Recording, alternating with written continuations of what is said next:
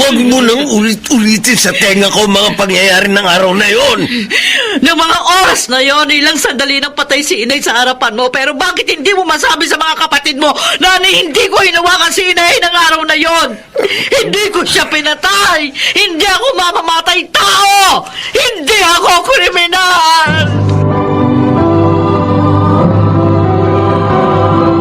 Handog ng DZRH ang tula sa kanyang panahon.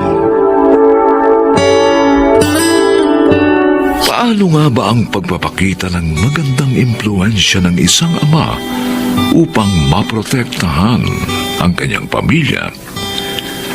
Mga kaibigan, narito po ang naging karanasan ni Rosita sa ating dunang sa kanyang panahon. Buwisit na ulam to! Buwisit na bahay talaga ito! Buwisit! Ito! Ano na naman bang problema mo at pinagdidiskitahan mo ng init ng ulo, pati pagkain? Hindi ka ba kinikilabutan? Pati kanin tinatapon mo? Wala ka bang alam iluto kundi paksiw na isda? Pati hinig ako, amoy paksiw na eh! Kung ginagamit mo lang na dahilan yung paksiw na isda para gumawa ng gulo, pasensya ka na. Pero hindi kita papatulan.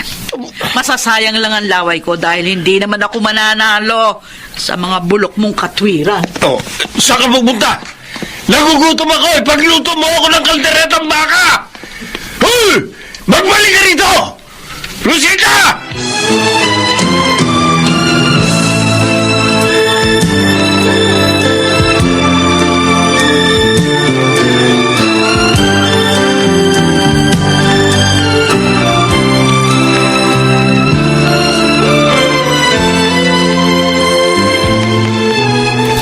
Minsan, kuya, nakakapagod na rin unawain yung mga walang dahilang pagwawala rito sa bahay ni Itay. Naawa nga ako kay Nay dahil siyang sumasalo sa mga galit ni Itay. Masyadong mapaganap. Hindi naman nagbibigay ng pera samantalang ang lakas kumita sa diskarte niya. Kung bakit naman kasi, habang tumatanda si Itay, lalo nagiging masama ang mga kostumbre. Kahit nga tayo, hirap na siyang pakisamahan. Malakas kasing impluwensya sa kanya ng mga taong nakakasalamuha niya sa labas. Kung anong isuso sa kanya, ginagawa niya. Hindi nga sana balik kung para sa kabutihan lang itinuturo sa kanya. Ganun ba kahina ang Itay? At wala siyang sariling disposisyon, kuya? Yan kasi yung obserbasyon ko sa kanya eh. Ang hindi pa maganda, dinadala pa niya hanggang dito sa bahay yung mga baluktot na katwirang nasasagap niya sa mga kainuman niya.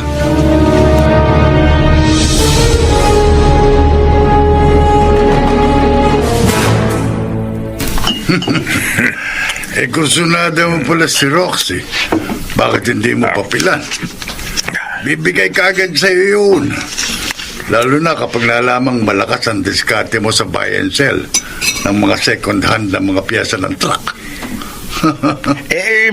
Panay din kasi sulyap sa akin pag kumakain ako sa kantin nyo ni Grete. May malabang. Binibuild up ka na rin sa kanya ni Grete. Alam na niyang maibibigay mo ang kakapritsyo niya. Kaya nagpaparamdam na sa'yo. Pag nagkataon, magpinsan pa ang siyota natin, ha, kuya? Tuhog kumbaga. Minsan lang tayo mabubuhay sa mundong ito, Sixto. Kaya lahat ng putahe, tikman na natin. Kahit bawal, no, kuya?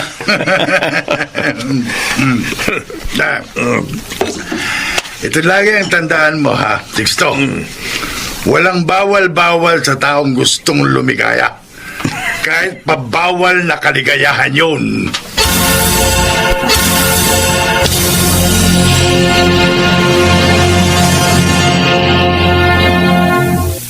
Hoy! Kayong dalawa! Mabuti na sa lubong ko kayo. Halika kayo. Sumama kayo sa bahay. May ipagagawa ako sa inyo magkapatid. A-achieve nag-test po namin sa online class namin mamaya eh. Kaya hinahabol ko po oras, Chalagring. Ako po, may online experiment kami gagawin sa science. Kaya bumili po ako ng mga test tube na gagamitin. Ay, nako! Huwag niyo akong bigyan ng kung ano-anong alibay. Kung hindi ay susumbong ko kayo sa tatay niyo. Tingnan ko lang kung hindi kayo gulpihin pag uwi niyo ng bahay.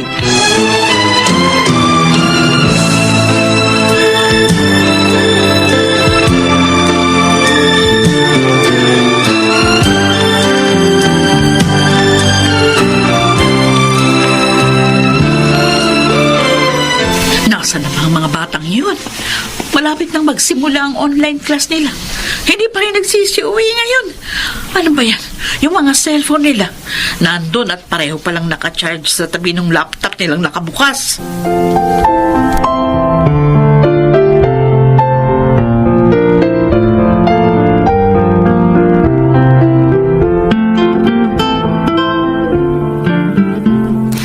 Manny, halika, buhatin mo isa-isa yung 5 sakong panambak na ito. Oh. Tambak mo doon sa flooring na banyo para kapag dumating yung magtatrabaho, sisimentohan na lamang niya agad yung flooring. Oh, hindi ho ako pwedeng magbuhat ng mabigat, Chalagring. Anong hindi pwede?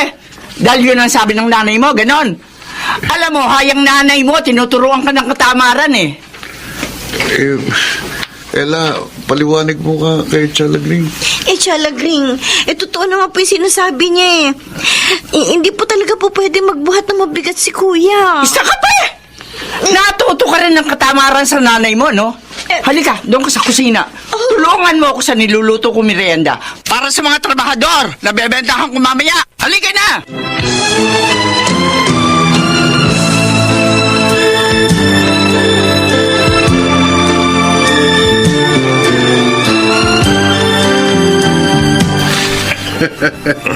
Talaga palang hindi mo binibigyan solusita sa kinikita mo sa pagbubayan siyal ng mga lumang piyesa ng truck. Sixto. Sa mga bisyo ko lang, kulang pa ito kinikita ko eh. Lalo na ngayong hawa ko na si Roxy. Nakasama na sa mga ginagastosan ko. Sa bagay, yung mga asawa, dapat talagang hindi pinamimihasa sa pera para matuto silang dumiskarte Oh. para sa sarili nila. Total, ang papel na lang nila sa buhay natin, ipagluto tayo at ipaglaba. Kaya nga si Rosita, kapag humihingi sa akin ng pera, binabato ko na lang ng pambili ng sabong panlaba.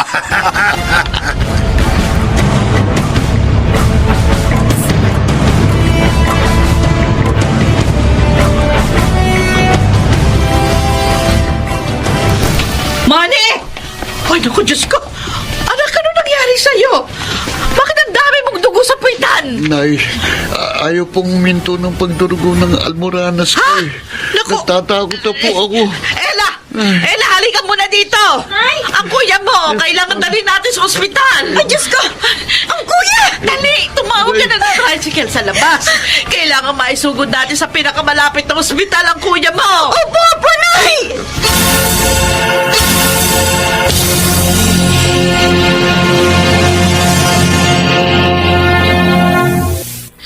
Bakit ba kung sinisisi mo sa pagsumpong ng sakit ni Manny? Si Ate Lagring ang nag-uutos sa kanya para buhatin ang 5 sako ng panambak. Kung di ba naman talaga tangay ang anak mo, di sana sinabi na sa tiyang niya na may almuranas siya. Ay, sinasabi na nga ni Ella, pero pinuputol agad ni Ate Lagring yung mga sasabihin nila. Hindi sila pinakikinggan. Oh, wala naman ng problema, di ba? Nabigyan na ng gamot na pampampat ng dugo si Manny. Ano pa ang sinusumbat mo sa akin? Hanggang kailan niyo ako gagantihan ng mga kapatid mo sa kasalanang hindi ko ginawa? Hanggang kailan niyo ibibintang sa akin ang pagkamatay ng inay ninyo? Pero sana lang, huwag namang idamay ng mga kapatid mo sa galit nila ang mga anak ko. Di ba sinabi ko na sa'yo kahit kailan, wag na wag mong babanggitin ang pagkamatay ni inay? Darong ka ng araw na yon, Sixto. Ikaw ang nagpainom sa kanya ng tubig sa pamamagitan ng tubong nakakabit sa ilong ni inay. Kitang-kita mo nang dire-diretsong maagos sa may paanan niya yung tubig na ipinainom mo. Nang hawakan mo ang kanyang pulso, hindi na tumitibok. Wag mo nang ulit-ulitin ang mga pangyayari ng araw na yon. Nang mga oras na yon, ilang sandali nang patay si inay sa harapan mo. Pero hindi mo masabi sa mga kapatid mo na hindi ko inawakan si inay ng araw na yon.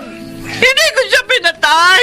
Hindi ako mamamatay tao. Hindi ako kriminal.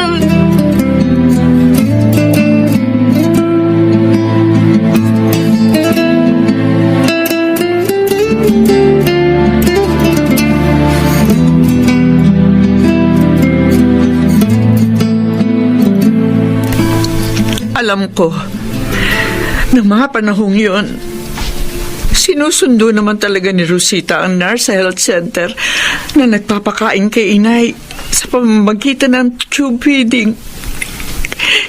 Kinukwento sa akin ng nurse lahat. Ayaw pakialaman ni Rosita pagpapakain kay inay dahil kung magkamali nga naman siya ng proseso, maaaring ikamatay yun ni inay. Bakit pinaniwala mo kung namatay si inay? Dahil sa maling pagpapakain ni Rosita sa tubo? Dahil yun ang paraan ko para makawala sa sumbat ang konsensya. Sa ginawa kong pagtanggi para alagaan si inay nung nabubuhay pa siya. Naghanap ako ng masisisi sa pamamagitan ni Rosita. Sa kanya ko ibinato ang lahat para hindi niyo makita ang aking mga pagkukulang bilang nakatatanda niyong kapatid. Kung ganon, ang laki pala ng kasalanan natin kay Rosita. Tinuruan natin si Sixto, nakamuhian siya. Pati mga anak nila idinamay natin sa galit na wala naman palang batayan sa simula pa lang.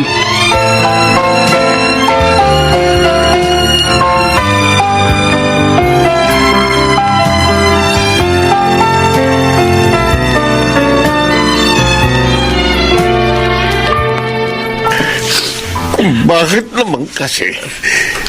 Batid ko ang totoo pero pilit ko pa rin pinanindigan ng isang malaking pagkakamali sa nakaraan. Lahat ng sakit at paghihirap ng loob na gusto niyong ipadana sa akin, kaya kong tanggapin. Pero wag lang sa mga anak ko, Sixto.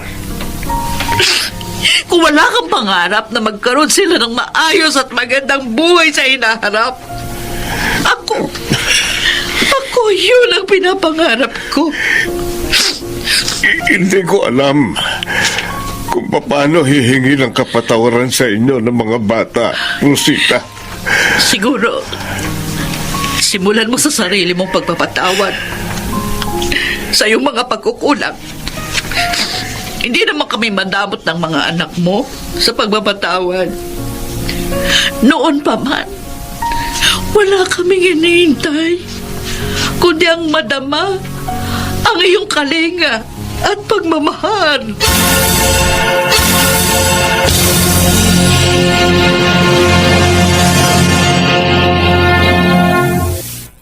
Nilikha tayo ng Diyos upang lumago at umunlad bilang isang panghabang buhay na proseso.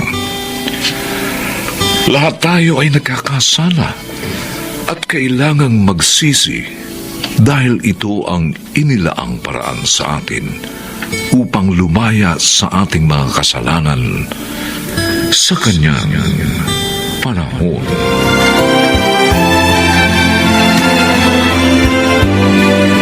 Nalagsigala Rosana Villegas, Chiquit del Carmen Amor, Susan Robles, Phil Cruz, Lionel Benjamin at Bobby Cruz. Special Sound Effects Jerry Mutia. Technical Supervision Eric Lucero at Bong Muyar. Music and Scoring Buboy Sanog. Ang kasaysayang ito ay mula sa panulat ni Sel Barlam at sa pinagsamang direksyon ng inyong lingkod June Martin Legaspi at Bobby Cruz sa kanyang panahon.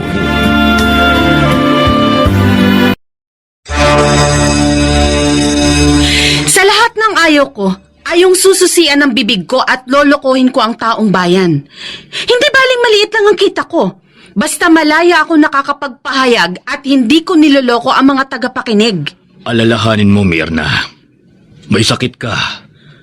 At kailangan mo ng malaking halaga para makapagpagamot. Ibibigay ko yun. Pumayag ka lang sa gusto ko.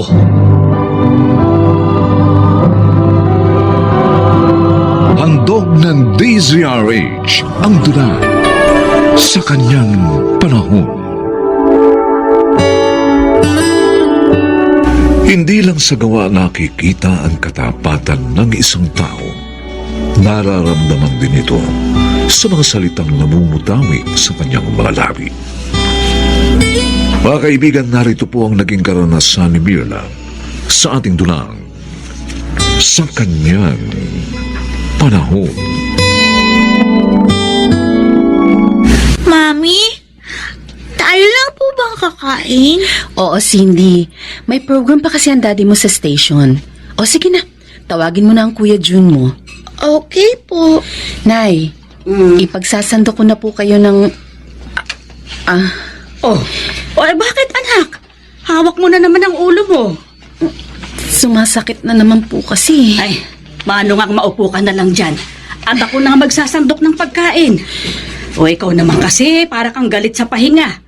Pagkatapos ng trabaho mo sa radyo, gawaing bahay naman ang inaasikaso mo. Ayoko po kasing magkulang sa trabaho ko. At syempre sa pamilya ko. Pero paminsan-minsan anak, mag-absent ka rin sa trabaho mo. Para makapagpahinga ka. At magpatingin ka na sa doktor. Mahal, ano ba yung mga damit na yan? Mga damit natin yan, mahal. Yung mga magaganda pa pero hindi na ginagamit. Isinama ko na sa mga nahingi ko sa mga kaibigan natin. Para ba yan sa gagawing paglingap sa summer ng estasyon natin? Gusto ko kasi bukod sa partisipasyon natin doon bilang mamamahayag, meron din tayong ipamimigay na tulong sa mga napinsala ng bagyo doon. Talagang bilib ako dito sa asawa ko. Walang kapaguran. Alam mo, masaya ako sa ginagawa ko. Oy, teka. Kumusta nga pala yung interview mo kay Sir Bonifacio? Ako, hindi siya dumating. Ha? Oo, na hindi pa lang nagpasabi na hindi siya sisipot. Ay, grabe naman siya. Isipin mo ha, halos murahin na ako ng mga tagapakinig. Dahil hindi ko raw ipinarinig ang panig ni Bonifacio. Kaya, inimbitahan ko siya. Tapos i-Indianin lang pala niya ako. Wala siyang isang salita. Huwag ka nang magalit. Nakakainis eh. Ganun talaga. Bahagi yun ng trabaho natin. Yung minsan, mai-Indian ka, mapagsasalitaan ng masakit ng ibang tagapakinig, at mapagbibintangan. Pero kailangan nating maging matatag at panindigan ang matapat na pamamahayag. Tama ka. Ang mahalaga ngayon, naalaman ng listeners na siyang hindi tumupad sa usapan. Ay, halika. Tulungan mo akong ayusin itong mga... Sige. Ang sakit ng ulo ko. Sumasakit na naman ang ulo mo. Oo, Edmar. Sabi ko naman kasi sa'yo magpatingin ka na eh. Pagkatapos ng lingap natin sa summer, talagang magpapacheck up na ako. Dapat lang. Ang tagal na niyan eh. Baka kung ano na yan. Apo, tapos mo na bang gawin ang mga assignment mo? Yes po, Lola Letty. O siya, sige, matulog ka na. Don't forget to pray, ha? Wait lang po, Lola. Can we call Daddy and Mommy first? Para po makamusta natin sila? Okay, sige. Oh, heto na. Nagre-ring na. Hello, Nanay Letty? Ay, Edmar, ito kasing bunso nyo. Gustong kumustahin kayo ni Mirna. Pwede ba? Tatawag na lang ako dyan. Dadalhin ko po kasi si Mena sa ospital. Ano? Ay, bakit? Anong nangyari sa anak ko? Salamat po sa pagdalaw, Boss Tony. Mga tapat na empleyado namin kay ni Mirna, Edmar. Kaya naman concerned kami sa inyo. O ano, kamusta siya? May resulta na ba mga examination? Meron na po, boss. Oh, ano raw ang sakit ni Mirna? Brain cancer po. Oh my God. Kawawa naman siya. Boss, kailangan daw siyang maopera na agad. Pero malaking halagang gugugulin.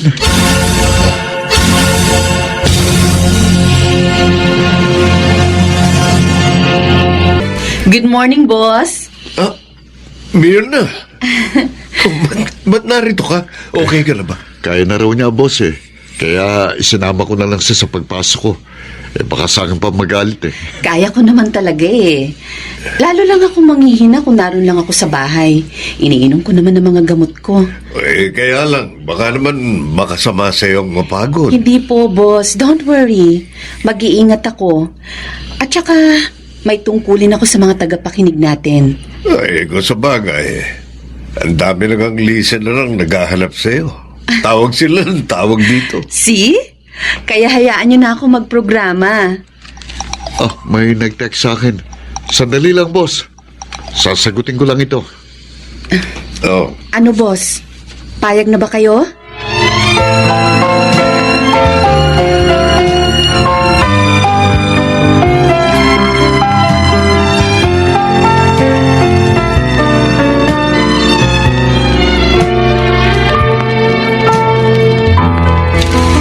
Kayo pala ang bisita ko, Mr. Saldivar. Greg na lang, Mirna. Masyado namang formal yung Mr. Greg Saldivar. Oh, okay. So, what can I do for you, Sir Greg? Dediretsahin na kita. Balak kong tumakbo sa darating na halalan. At gusto ko sana, ikaw ang maging public relation officer ko. Ho? Respetadong broadcaster ka. And I know, malaki ang may tutulong mo sa akin. At kapag tinanggap mo ang offer ko, triple ng kita mo rito ang ibibigay ko sa iyo. Maganda po ang alok nyo pero I'm sorry. I cannot accept it. What? Tinatanggihan mo ang offer ko? Mirna, para kang nagtampo sa bigas. Sa lahat po kasi ng ayoko, yung sususian ng bibig ko at lolokohin ko ang taong bayan. Hindi baling maliit lang ang kita ko. Basta malaya ako nakakapagpahayag at hindi ko niloloko ang mga tagapakinig. Alalahanin mo, Mirna. May sakit ka. At kailangan mo ng malaking halaga para makapagpagamot. Ibibigay ko yun. Pumayag ka lang sa gusto ko. natutuwa ako at hindi ka nasilaw sa alok ni Greg, Mirna. Dahil mas mahalaga po sa akin ang trabaho ko dito, Boss Tony. Ang mapaglingkuran ng taong bayan sa pamamagitan ng tapat na pamamahayag. Ganon din po ang katwiran ko, boss. Ang ibig mo sabihin, Edmar? Inalok ka rin ni Mr. Saldivar? Hindi, mahal. Ang kalaban nating himpilan ang gustong kumuha sa akin. Sila yung nag-text sa akin ng isang araw. Ganun ba? Oo. Dodoblehin pang-araw nilang kita ko eh. Tanggapin ko lang ang alok nila. Hoy, salamat naman at hindi mo tinanggap, Edmar. Boss, pareho lang kami ng paniniwala ng asawa ko. Hindi baling maliit ang kita, basta't nabubuhay naman ng malaya at nakapaglilingkod ng tapat sa taong bayan. Mapalad ang himpilang ito sa pagkakaroon ng mga mamamahayag na tulad ninyong mag-asawa. Sana'y dumami pa mga gaya ninyo.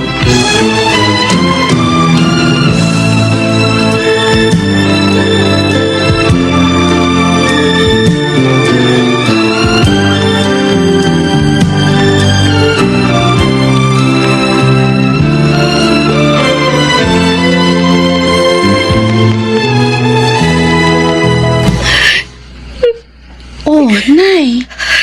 Bakit po kayo umiiyak? Nalulungkot lang ako, anak, at nag-aalala. Dahil hanggang ngayon hindi ka pa naooperahan. Kung tinanggap mo sana ang alok sa'yo ni Mr. Saldivar, malamang naoperahan ka na. Nay, wag niyo pong panghinayangan yun. Ayoko kasing mawala ka sa akin, anak.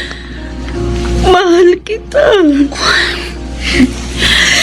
Kung talaga pong hanggang dito na lang ang buhay ko, wala naman po tayong magagawa, di po ba?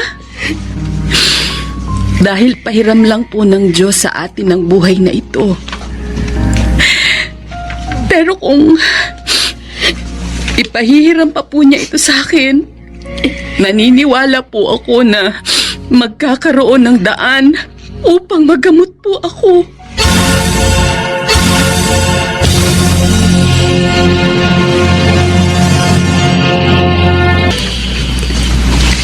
Boss Tony, Tawag niyo raw po kami. Oo, Edmar. Mirna, dahil may magandang balita ako sa inyo. Magandang balita ho? Ano po yun, boss? Nakita ng pamunuan ng himpilan ang katapatan ninyong mag-asawa sa inyong trabaho. Lalo ka na, Mirna. Pagka-graduate mo pa lang ng college, dito ka na agad napunta. At kahit may mga alok na dumating sa iyo, mas pinahalagahan mo ang trabaho mo rito. At dahil dyan, nagpasya ang pamunuan ng himpilan na sagutin ang lahat ng gastos sa iyong operasyon. Diyos ko. Totoo po ba, Boss Tony? Totoo, Mirna. At yun ay hindi utang, ha? Gantimpala yun ang ating himpilan sa inyong matapat na paglilingkod. Mirna, handa na lahat ng gamit na kakailangan mo sa pagpasok mo sa ospital bukas. Salamat, Edmar. Natatakot po ako, Mami. Cindy, Aalala. huwag kang matakot. Ang gawin nyo, ipag-pray nyo ako, ha? Para pagilingin agad ako ng Diyos. Tamang mami mo, anak. Sama-sama natin siyang ipagpe-pray. At naniniwala ako, magtatagumpay ang operasyon na yun. Ako man, Edmar, nararamdaman ko, muli ko kayong makakasama. At kapag magaling na ako, lalo kong pagtatapatan ang paglilingkod sa taong bayan sa pamamagitan ng tapat na pamamahayag.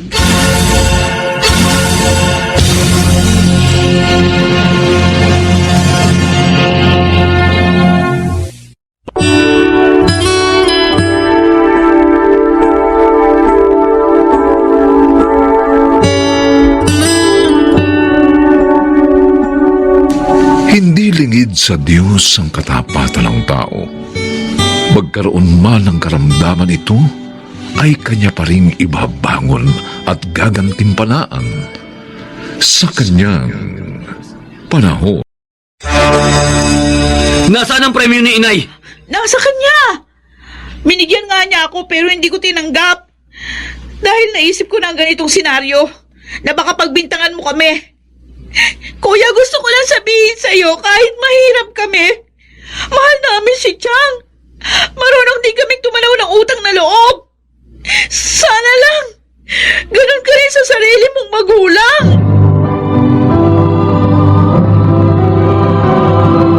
Handog ng DZRH ang dula sa Kanyang panahon. Bakit nga ba may anak na kahit kasama na ang magulang ay nalilibot pa rin ang mga pagpapakasakit ng kanyang ina? Mga kaibigan, narito po ang naging karanasan ni Warren sa ating dulang sa Kanyang panahon.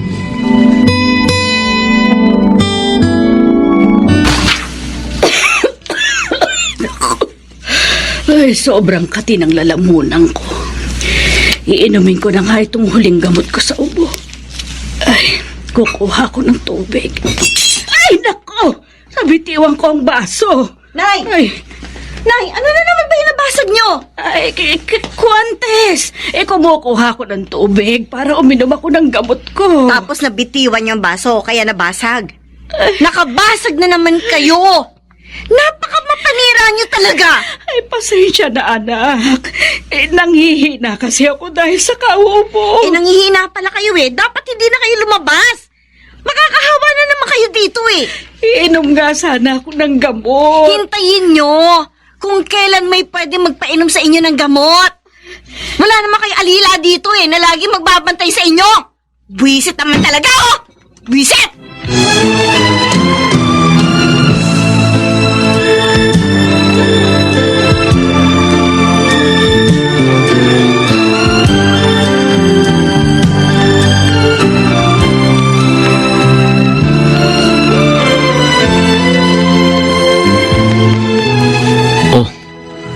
Bakit parang ang init ang ulo mo? Nakasimangot ka. Bakit ba, Tess? Sino pa bang dahilan kundi ang nanay mo? Bakit? Ano na naman ang ginawa ni inay? Nakabasag na naman! Yung pang mamahaling basong nabasag. Kanina. Buisit, nakakainis. Ano ba naman yan si inay? Oh, nakakainis, walang Lahat inay. yata ng gamit natin, sisirain niya eh. Alam mo yung nanay mo ha, mula na tumirihan dito, puro kamalasan ang inabot natin. Nawalan ka na nga ng trabaho, naloko ako ng malaking halaga sa tinda kong tosino at longganisa, tapos pati anak natin naging madalas na rin ang pagkakasakit. Nahawa sa kanya eh. Napansin ko rin ang lahat ng yan. Dapat alam mo, ihanap mo na ng ibang matitira niyang nanay mo. Pero saan ko siya dadalhin? Ako lang naman ang nag-iisa niyang anak. Ibig mo sabihin? Magtitiisan ko na lang siya, ganon? Paano naman ang gamot niya? At si Junior, saan tayo kukuha ng pambili ng gamot nila? Wala na tayong pera! Pwede ba huwag kang dumada ng dumada? Nag-iisip naman ako ng paraan eh. Alam ko na. Alam ko na kung saan natin kukunin ang perang pambili ng gamot nila. Wala na po pala kayong gamot, inay. Oo nga, Warren. Tinipid ko nga lang yung ibang gamot ko, kaya tumagal. Wala naman po kaming pera para ibili kayo. Ilang buwan na po akong walang trabaho. Tapos itong manugang nyo, naloko pa sa pagtitinda niya. Kung si Junior nga, hindi natin maibili ng gamot eh. Si inay natin pa. Nay, kung pwede po sana, kukunin namin yung suot ninyong wedding ring ninyo, Itay. Ha? Bakit? Isasangla po namin. Para may ipambili kami ng gamot ninyo ni Junior. Huwag kayong mag-alala, Nay. Pag nagkapera kami, tutubusin din namin yan. Para maibalik sa inyo. Dito naman kayo nakatira sa amin?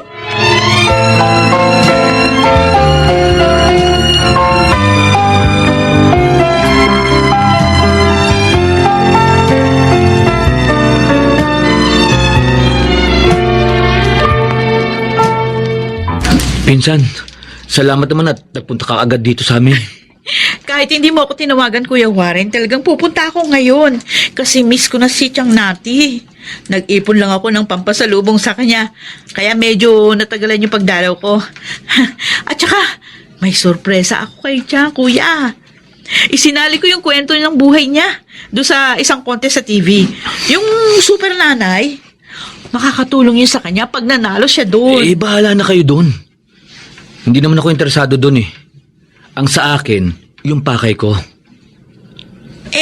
Ano nga ba yung sasabihin mo sa akin, Kuya? Alam mo kasi, LV, marami kaming problema ngayon. Nawalan ako ng trabaho. Yung asawa ko, naloko ng malaking halaga sa tinda niyang tosino at langgunisa. Tapos, ang dalas pang magkasakit ng anak namin. Ang dali kasing mahawa kay inay. Ganun ba? Oo. Kaya, gusto ko sanang sabihin sa'yo na doon muna sa inyo si inay. Kaya lang pinsan. Maliit lang yung bahay namin. Binabaha pa pag malakas yung bagyo. Hindi problema kay inay yun. Mauunawaan niya yun. Ang mahalaga, may alis ko siya rito. Para naman makabangon kami. Ha? Mula kasi nang ipagbili niya ang bahay namin at tumira siya dito, nagkasunod-sunod ng kamalasan namin. Ano? Iniisip mo malas ang sarili mong ina? Bakit nangyari sa amin ang lahat ng yun? Kuya, nagkataon lang yun. Yun ay pagsubok sa inyong mag-asawa. Huwag na nga tayo magtalo tungkol dyan. Ano, LB? Payag ka ba? Na doon muna sa inyo si inay? Sana noon pumayag ka. Dahil malaki rin naman ang naitulong sa inyo ni inay noon.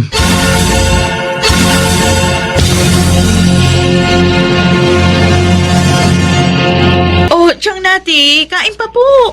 Oo nga naman, Chang. Masarap ang sabaw ng nilagang baka. Masustansya pa. Busog na ako, LB. Model. Ay, salamat sa inyong mag-asawa. Mula nang dumating ako rito, asikaso niyo ako. Kasi po gusto namin na lumakas kayo at tumaba. Tama po si LB, Chang. Pakiramdam ko nga tumaba at lumakas na ako. Yun lang naman ang dapat gawin para kayo ay gumaling. Ang pakainin ng masusustansyang pagkain at asikasuhin na hindi ginawa ni Ate Tess. At si Kuya Warren naman, ayun, sunod lang sa asawa. Elvie. Naku, Chang, pasensya na ho Kasi naiinis ako sa kanila. Nasaktan ako doon sa mga nalaman ko na ginawa nila sa inyo. Oh, may nag-text sa'yo, mahal. Oo. Ay, Rodel! Sa Super Nanay Show yung natanggap kong text, Ha? Kasama daw si Chang Nati sa 3 napili nila para manalo.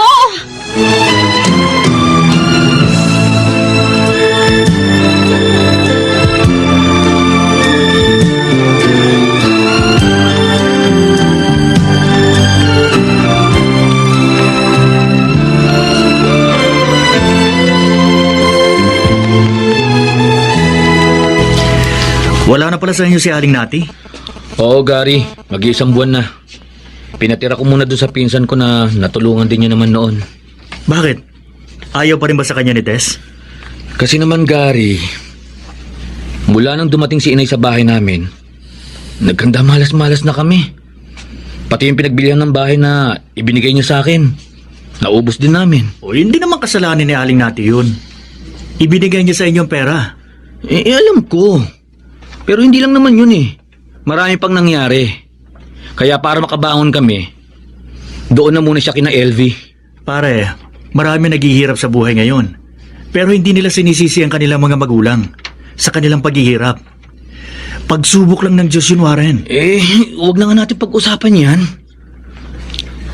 Oh, Gary, nasaan yung utang ko sa'yo? O paano na ngayon ang panalo ni Aling Nati?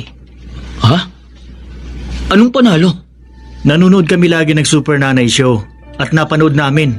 Nanalo si Aling Nati doon. Ano? Second place siya, pare. At kalahating milyon ang premyo. Mabuti na lang pala na ikwento sa akin ng kaibigan ko na may malaking halagang napanalunan si inay. Dahil kung hindi, malamang sinolo mo na yon. Sobra ka naman magsalita, Kuya Warren. Wala akong planong salohin yon. Napanalunan ni Chang yon. At saka hindi naman ako ang anak niya. Mabuti naman alam mo. Ikaw nga ito na hindi interesado nung sabihin kong sinali ko si Chang Dahil nga ang mahalaga sa inyo ng asawa mo, mawala sa inyo si Chang. Nasaan ang premyo ni inay? Nasa kanya! Binigyan nga niya ako pero hindi ko yun tinanggap. Dahil naisip ko na yung ganito senaryo Baka pagbintangan mo kami. Kuya, gusto ko lang sabihin sa'yo kahit mahirap kami, mahal namin si Chang. Marunong din kaming tumanaw ng utang na loob. Sana lang, ganun ka rin sa sarili mo magulang.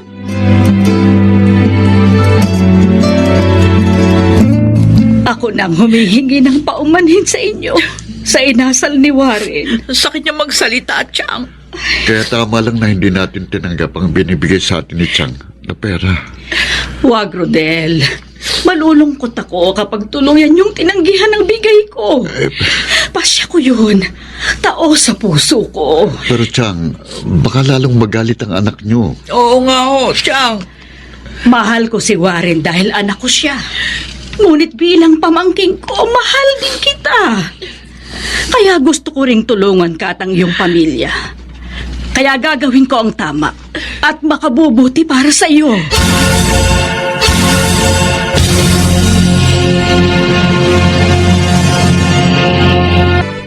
Ano pang hinihintay mo, Warren? Kunin mo na ang nanay mo. Baka maubusan ni na Elvie ang pera ng matanda, no? Dapat sa'yo yun. Dapat sa'yo mapunta lahat yon. Dahil ikaw ang anak. Tumigil ka na nga! Wala nang ibinukay ang bibig mo, kundi puro pera! Warren! Ang laki kong tanga! Naging sunod-sunuran ako sa'yo! Napapaniwala mo ko na malas ang nanay ko sa atin! Ang nanay ko na nagmahal at nagpalaki sa akin! Makinig ka, Tessa. Pupunta tayo at hihingi ng tawad kina Elvie. Lalo na kay inay. At tatanggapin natin ano man ang gusto niyang gawin sa kanyang pera. Pero Warren! Gusto mo bang gawin ko din sa magulang mong ginawa mo sa inay ko? Tess, sa pagkakataong ito, ako ang masusunod.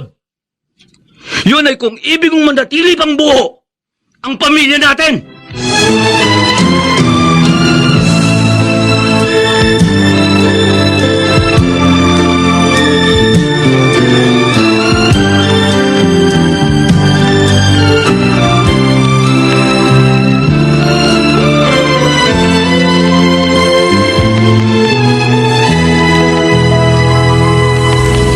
Inay, patawarin po ninyo ako. Ang laki po ng pagkukulang ko sa inyo. Nalimot ko ang mga pagpapakasakit na ginawa niyo para sa akin. Warren, anak. Ako rin po, Nay. Patawarin ninyo. Dahil sa masasakit na sinabi ko sa inyo. Pangako po, magbabago na po kami ni Warren. Hindi na po kami tututol.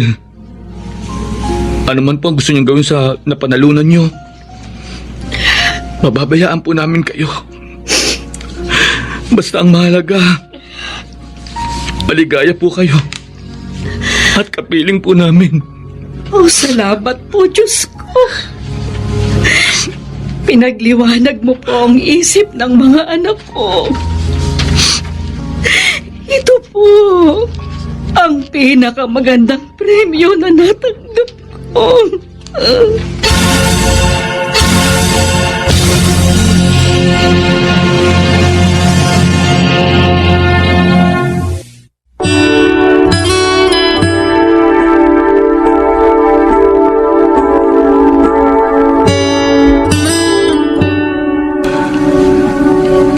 Naway nakapagdulot sa inyo ng gintong aral ang naging karanasang ito ni Nati.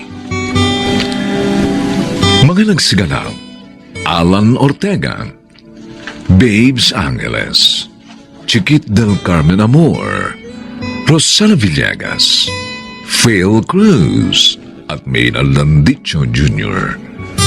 Special Sound Effects Jerry Mutiam. Technical Supervision Eric Lucero at Bong Muyar. Musical Scoring Buboy Sanonga. Ang kasaysayang ito ay mula sa panulat ni Thelma Corporal Alcantara at sa pinagsamang direksyon ng inyong lingkod June Martin Legaspi at Bobby Cruz. Sa kanyang panahon.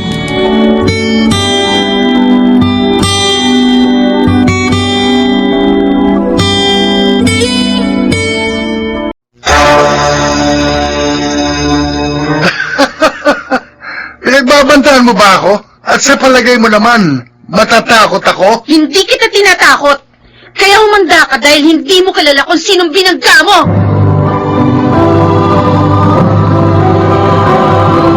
Handog ng DZRH ang tula sa kanyang panahon. Sino nga ba ang dapat sisihin kung bakit napapariwara ang isang anak? Kasalanan ba ito ng kanyang mga magulang? Mga kaibigan, narito't ating pakinggan ang naging karanasan ni Jimbo sa ating dulang sa kanyang panahon.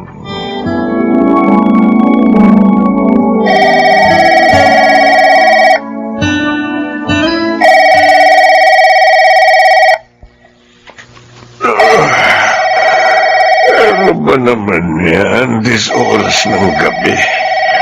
Kaya sa harapan ng tulog nag-iistorbo. Olivia. Uy. Sagutin mo ang telepono. Ang anak lang to. Kaya mo na lamang titigil din yan. Sagutin mo na. Andyan na sa tabi mo ang telepono eh. Bilisan mo't naririndi na ako. Kakabis ito. Hello? Hello, Ma. Andiyan ba si Papa? Jibo? Bakit? Ano problema? Asan ka ba? Andito ako sa presinto. Nalapit lang to sa atin. Ano? Santísimo ako. Ano na naman bang katarantaduhan niyang ginawa mo? Sino yan? Si Jimbo. Ang inat akong kakausap. Hello, Jimbo. Anong ginagawa mo riyan sa presinto? Nasangkot ka na naman ba sa gulo? Huwag na kayong magtanong pa. Sunduin niyo na lang ako rito.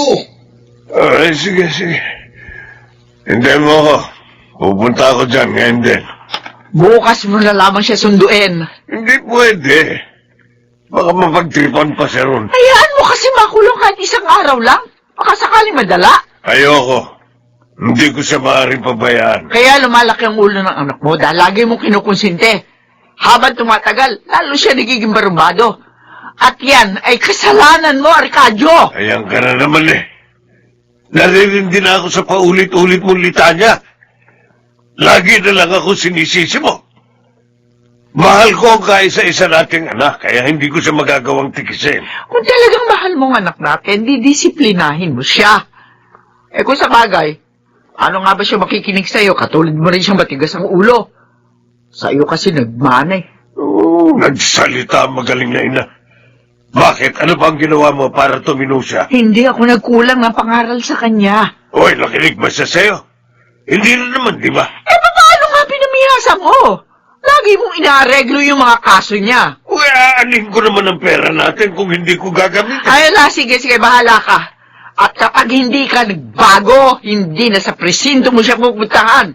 Kung hindi sa sementeryo.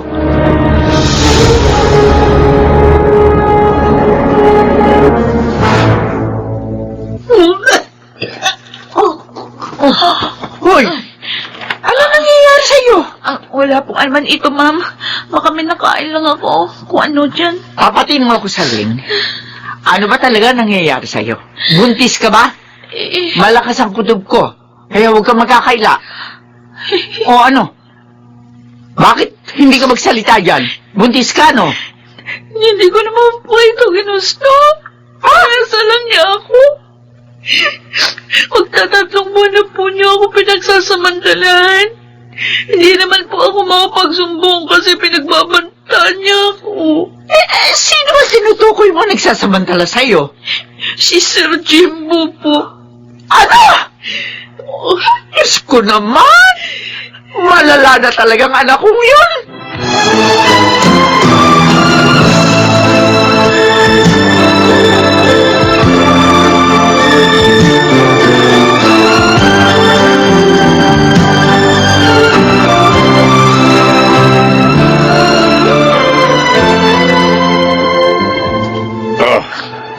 Ito ang tseke. 100,000 yan. Malaking halaga na yan. Umalis ka na rito sa lalong madaling panahon. Saan po naman ako pupunta?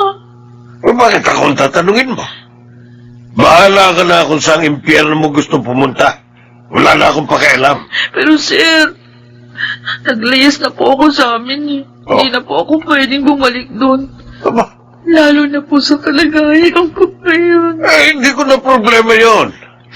Basta sa ayaw at sa gusto mo, aalis ka sa pamamahay na ito.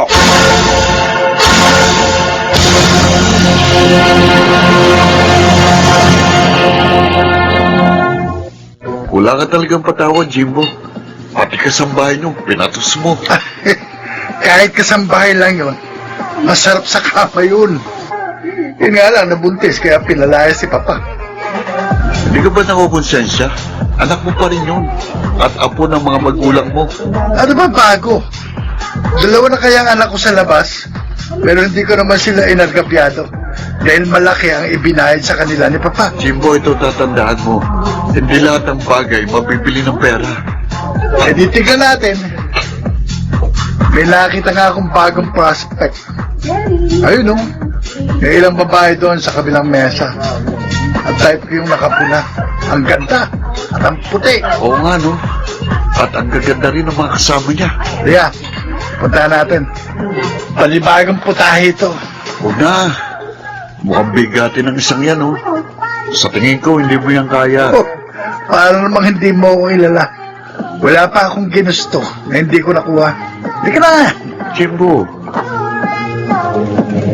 Hi, girls! Pwede ba kaming maki-join sa inyo? Sorry, may mahalaga kaming pinag-uusapan eh. At for the girls lang to. Mas maganda kung hahaluan nyo rin ng mga boys para mas masaya. And I guarantee you, mag-i-enjoy kayo sa amin. Hindi ka ba marunong umintindi?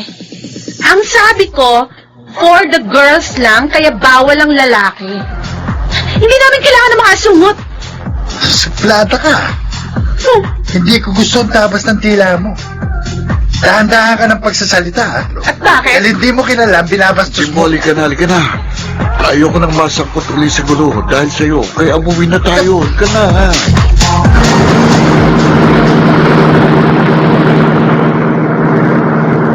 Bakit kasi inawat mo ko eh? Nasa pa ko sana babaeng gano'n. Wala pang taong nagpahiya sa akin ng gano'n. Mas lalo naman sigurong kahihiya kung papatol ka sa babae. Kaya kalimutan mo na yun. Hindi ko makakalimutan yung Gilbert. Kaya hindi ko rin yung mapapalagpas ng gano'n-gano'n lang. Lintik lang ang walang gabi. Mukhang may masama ka na naman binabalak, ha? Basta just wait and see. Tingnan ko lang kung makapagsuplada pa ang babaeng yun sa gagawin ko.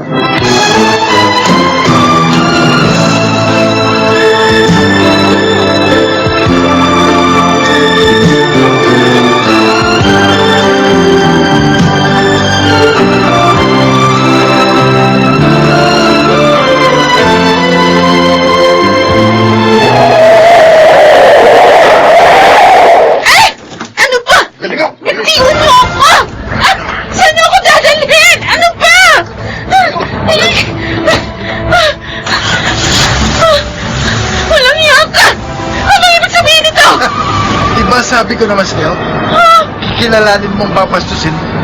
Kaya humanda ka. Tignan ko lang kung hanggang saan ang kasupladaan mo.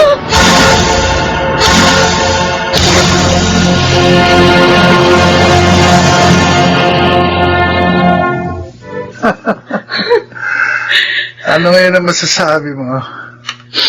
Sa palagay ko naman, hindi ka na makapagmamalaki ngayon, ha? Hayop ka! Babayaran mo ito! Sinusumpa ko! Magbabayad ka! Sure, no problem. Sanay naman ako magbayad uli. Magkano ba ang puri mo, ha? 1 milyon? 2 milyon? Sabi mo presyo mo, madali akong kausap. Hindi mo kayang bayaran ang aking dangal. Sisiguruhin ko sa iyong hindi mo magugustuhan ang gagawin kong paniningil. Pinagbabantaan mo ba ako? At sa palagay mo naman, matatakot ako? Hindi kita tinatakot! Kaya humanda ka dahil hindi mo kilala kung sinong pinangga mo!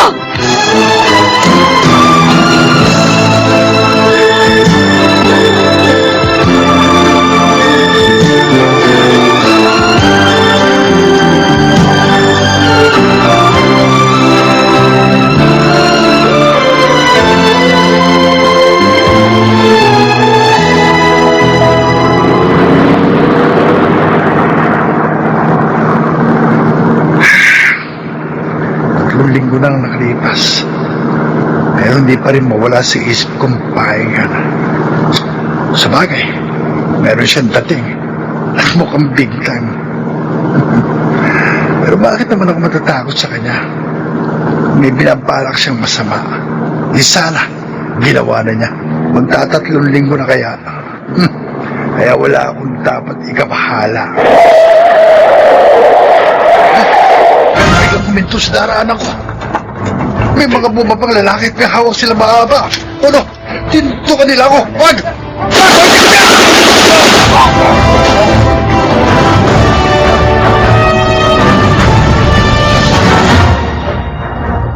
Wala ka bang idea kung sino may kagagawan nun? Siya nga naman, Gilbert. Kayong dalawa lagi magkasama. Ilang beses ko na pong nakausap ang investigador dahil tinanong niya ako. At malamang pong may kinalaman ng huling babaeng inabuso niya. Well, bakit? Sino ang babaeng yun? Napag-alaman ko pong anak siya ng isang gobernador. Ay, na nga ba ang sinasabi ko? Nakahanap ng katapatang barumbado mong anak, Arcadio. Sino, Gilbert? Sinong gobernador na yon?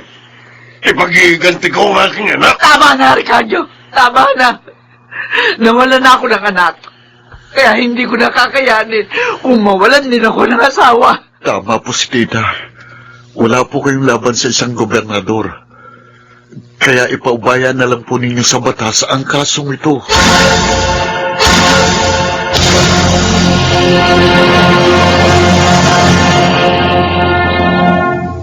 Ituro sa bata ang daang dapat niyang dakaran at hanggang sa paglaki di niya ito malilimutan.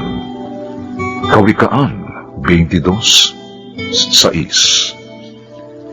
Bilang mga magulang, dapat nating disiplinahin ang ating mga anak upang huwag silang mapariwara at maging maayos ang kanilang buhay sa kanyang panahon.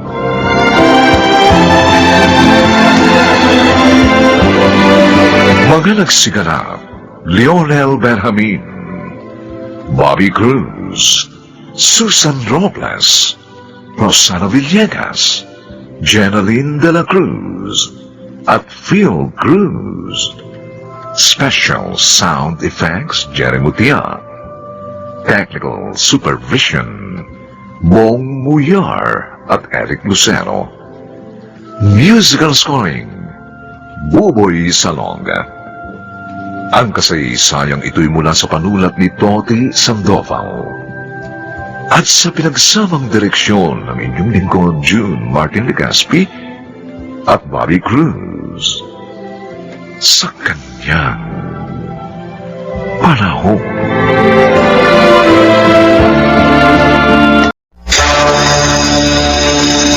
Hindi ko gagawin sa inyo yun. Pangako. Lahat gagawin ko para maging maligaya kayo sa piling ko. Handog ng DZRH ang tulad sa kanyang panahon.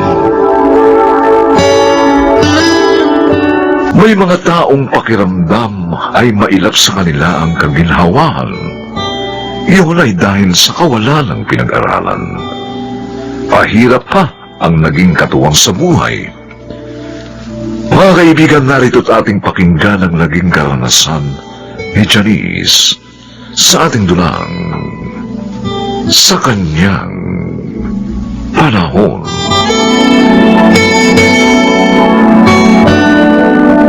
Nay, mabuti po dumating na kayo. Gutom na po kami ni Charles. Pasensya na, Ruby, anak. Tinulungan ko pa kasi si Aling Barang sa pag-aasikaso dun sa mga dumating na nakikipaglamay sa kanila eh. Sige na, tawagin mo na si Charles. May dala po kayong ulam. Sopas ito, anak. Galing kina Aling Barang. Lagyan niyo na lang to ni Charles ng kanin para mabusog kayo, ha? Sige na. Kayo po, Nay. Inakain na ako ni Aling Barang. Maraming sopas ito, kaya may almusal pa tayo bukas.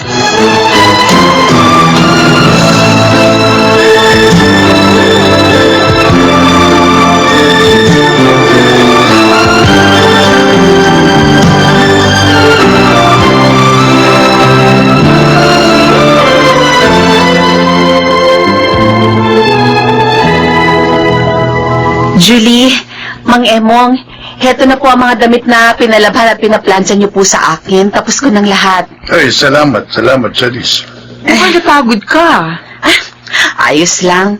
Basta nagawa ko ang trabaho ko. Ito lang naman kasi ang alam kong pwede kong maging trabaho. Dahil hindi ako nakatapos kahit high school. Hindi naman sa nakikialam ako, Janice. Ako naman nagmamalasakit lang sa'yo. Dahil kaibigan ka ng anak ko.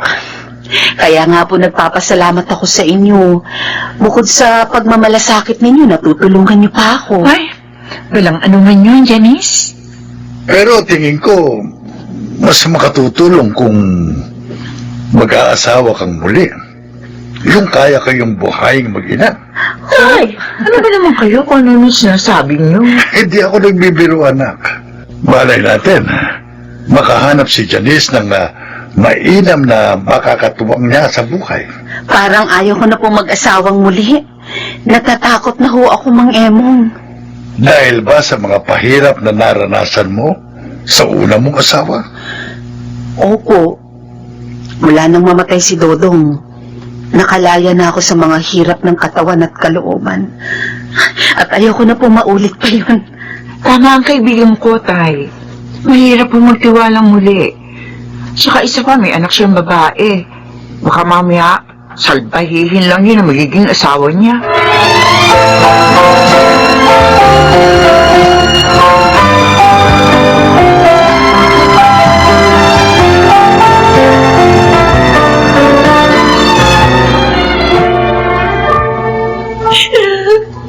Inay! Oh, bakit ka umiiyak ka na? Nakasalubong ko si Aling si Mang. Oh, Sabi niya, magbayad na tayo ng utang natin sa bahay niya. Kung hindi daw, tatapon niya lahat yung gamit natin. ano? Pinugtawan ng tuloy ako ng mga kalaro ko.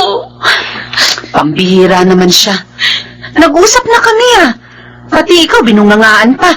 Sabi pa ng iba pang mga bata kanina, laman daw tayo ng mga lamayan para daw makakain tayo.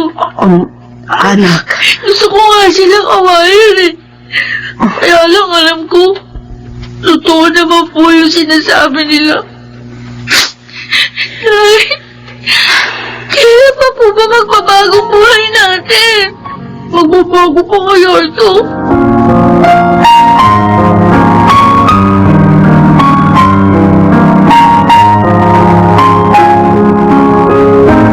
Lino, narito ka pala. Nagtinda ako ng mga kakanin. Umango ako kaya ngayon lang ako dumating. Okay lang, Janice. Kumusta naman ang pagtitinda mo? Ay, ayos naman. Naipaubos ko, kaya may kita ako kahit papano. May pambaon ng mga anak ko. Kung tinatanggap mo na ba ako, hindi ka na nahihirapan pa. Ako na maghahanap buhay para sa inyo. Lino, alam mo ang dahilan kung bakit ayoko na mag-asawa. Sobra ako naghirap sa pumanaw kong asawa. Maging ang mga anak namin.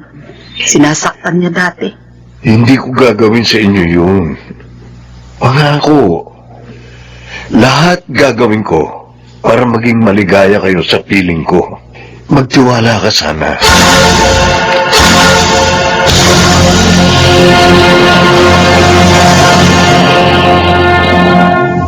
Tulog na ba sina Charles at Ruby, Janice?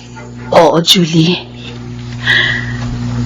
Salamat nga pala sa pagpapatuloy niyo sa amin dito sa bahay niyo, Kung wala kayo, hindi ko na alam kung saan kami pupunta ng mga anak ko. Talagang masungit yung sisimang. Kulang sa pasensya. 2 buwan po ang utang namin sa bahay niya, Mang Emong. Hindi ko po nabayaran kaya pinaalis niya kami. Dumito muna kayo. Habang hindi niyo pa kayang humanap ng matitirhan. Total, 2 lang naman kami ni Itay dito dahil ang asawa ko nagtatrabaho sa ibang bansa. Salamat, Julie. Nagpasensya na po kayo sa abala namin, Kung gusto mo, ipapasok kita roon sa kaibigan ko. Naghahanap siya ng tindera sa bigasan niya.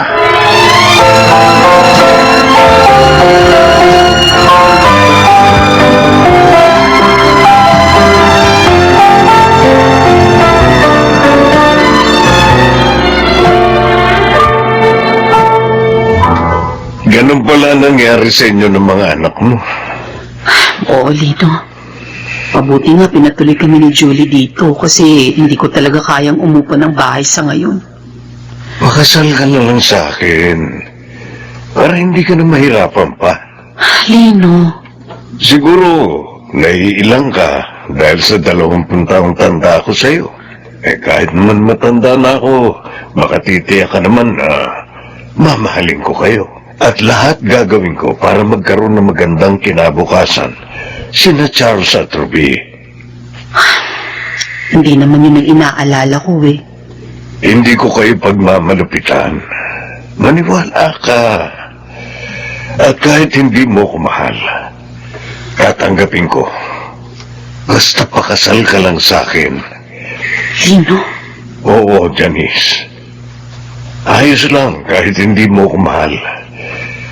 Dahil naniniwala ako na matututuhan mo rin akong mahalin.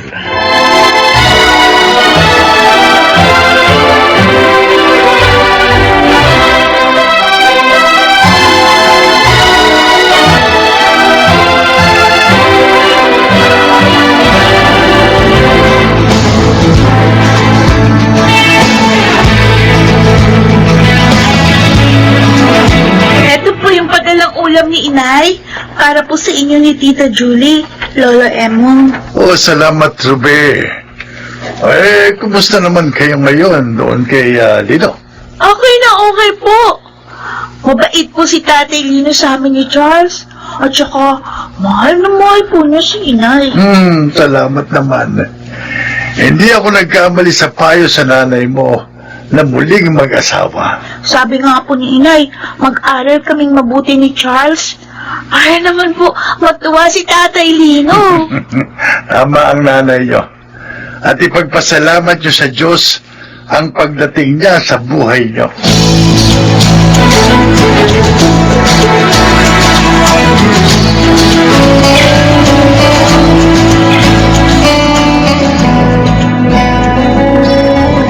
Talaga?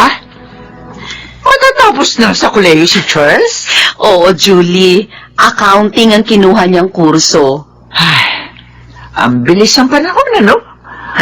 Parang kailan lang na magtapos ng management si Ruby. Ngayon, si Charles naman. Oo nga. Alam mo, tuwang-tuwa si Lino. Hindi raw siya binigyan ng sakit ng ulo ng mga bata. Swerte mo kay Lino, Jadine. Ay, tama ka. Biyaya siya ng Diyos sa akin. Dininig niya ang mga dalangin ko. Ilang araw bago kami ikasal ni Lino. Oh, ano? Ano yun? Oo, Julie. Nagsagawa ako ng panata sa kanya. Oo. Ilang araw bago ako pakasal kay Lino. Dahil nga, alam mo naman, natatakot ako sa gagawin ko. At ibinigay sa'yo ang hiniling mo. Oo. At sa pamamagitan ni Lino, napawi ang mga hirap at lungkot ko. Kaya naman, napamahal na rin siya sa akin. Uy, parang may tumatawag yata sa cellphone mo. Ay, oo nga. Sa akin pala yan. Oh, si Charles. Nasa bahay yun eh. Bakit kaya siya tumatawag? Hello, Charles. Oh, bakit ka tumawag? Nay, umuwi po kaagad kayo dito. Ha? Eh, bakit? Ano nangyari? Si Tatay Lino po, nahirapang huminga. Ano? At nawalan ng banay. Oh, Diyos ko!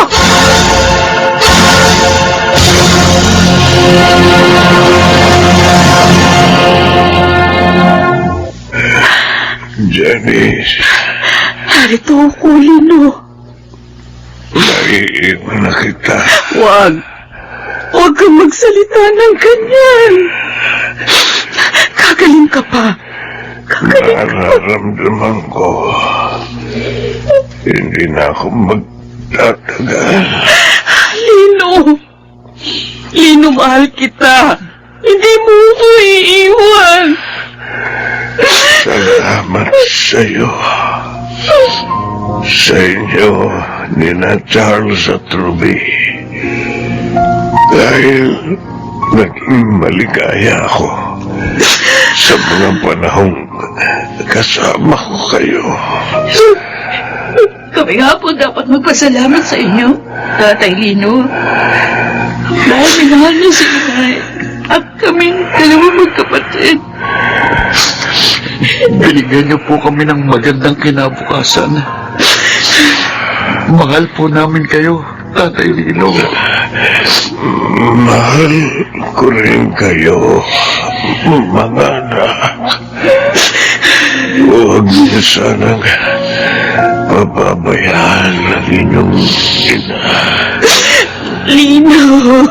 Lino. Hanggang dito na lang ako, Janice. Hindi bale. Natupad ko naman ang mga pangako ko, di ba? Lino.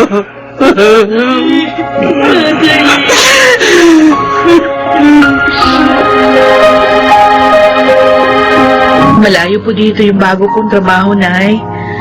Kaya gusto ko sana sumama na lang kayo ni Charles sa akin. Ate Ruby, hindi iiwan ni inay ang bahay dito. Kaya nga ako, dito na lang ako naghanap ng trabaho eh. Hindi ko talaga maiiwan ng bahay na ito, mga anak. Iingatan ko to. Sabi ko na sa'yo, ate. Dahil maraming magagandang ala-ala ang naririto.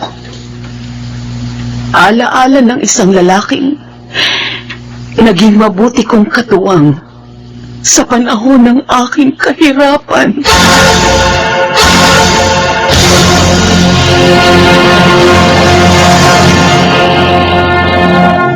Lubhang mahirap ang makipagsapalaran kung wala ang paggabay ng Panginoong Diyos.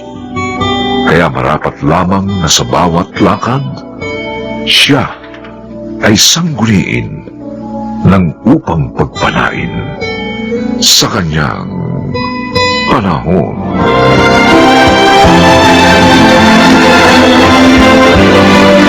Mga nagsiganap, Jenaline de la Cruz, Rosana Villegas, Susan Robles, Lionel Benjamin, Bobby Cruz, at Phil Cruz. Special Sound Effects, Jerry Mutia. Technical Supervision, Bong Buyar at Eric Lucero. Musical Scoring, Buboy Salonga. Ang kasaysayang ito'y mula sa panulat ni Telma Corporal Alcantara. At sa pinagsamang direksyon ng inyong lingkod, June Martin Legaspi at Bobby Cruz. Sa kanyang panahon.